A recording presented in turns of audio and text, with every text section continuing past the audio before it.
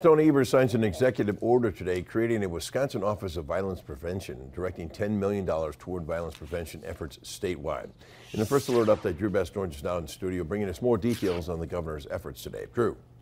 Bill, this executive order comes about a month after the deadly shooting at Abundant Life Christian School in Madison. Governor Evers saying, quote, "It is unthinkable that a kid and an educator woke up and went to school that morning and never came home."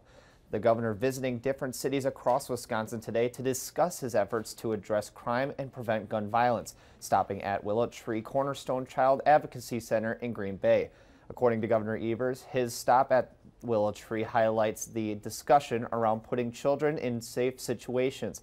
Evers also says focusing on just mental health is not the answer to resolving gun violence, and more needs to be done to make sure guns are handled safely all over the state.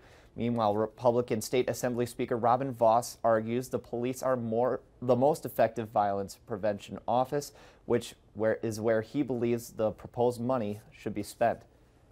It's important, as we think about the kind of violence that we've seen, that we do something from the state level to help coordinate what happens all across the state. I think what we need to do is to increase funding for our police and public safety services, not create a whole bunch of touchy-feely bureaucrats that are going to go around wasting time, wasting money, and certainly not putting the effort where it deserves, which is to lock people up who commit a crime.